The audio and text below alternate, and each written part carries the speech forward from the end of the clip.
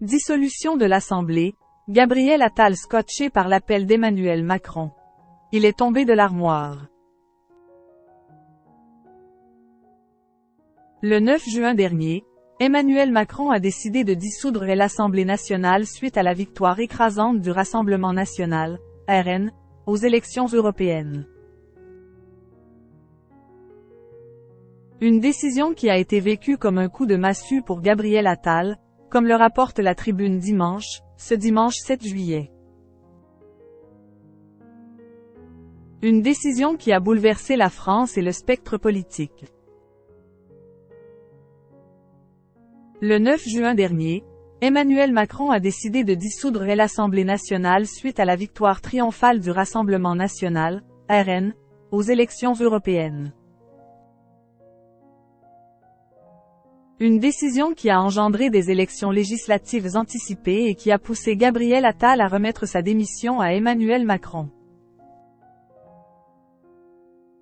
Selon les informations de la Tribune du dimanche de ce dimanche 7 juillet, lorsqu'il a reçu l'appel du président de la République lui annonçant la dissolution de l'Assemblée nationale, le Premier ministre a été scotché par la nouvelle.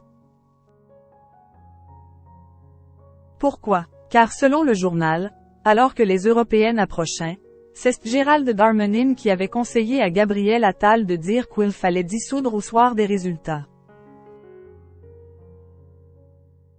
Si sur le moment, ce dernier ne relève pas plus que ça, les propos de son collège, lorsque Emmanuel Macron l'appellera pour l'informer de son choix de provoquer des élections législatives anticipées, le Premier ministre tombera de l'armoire, n'ayant rien vu venir. Il se souviendra avoir entendu mot pour mot dans la bouche du président des formulations de Gérald Darmanin, ajoute le journal. La décision du président de la République n'a donc pas surpris tant que ça le ministre de l'Intérieur.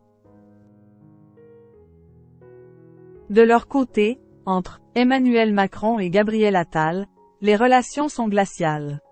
C'est à peine s'ils se parlent. Gabriel Attal pense déjà à l'après. Cette réflexion qu'il mûrit en coulisses. Malgré la difficulté à comprendre la décision du président de la République, Gabriel Attal pense déjà au futur, suite au second tour des élections législatives de ce dimanche 7 juillet. Il n'a plus qu'une chose en tête, le jour d'après. Il est prêt à lancer un mouvement politique au lendemain du second tour, a dévoilé un de ses proches au magazine Paris Match, paru le 4 juillet dernier.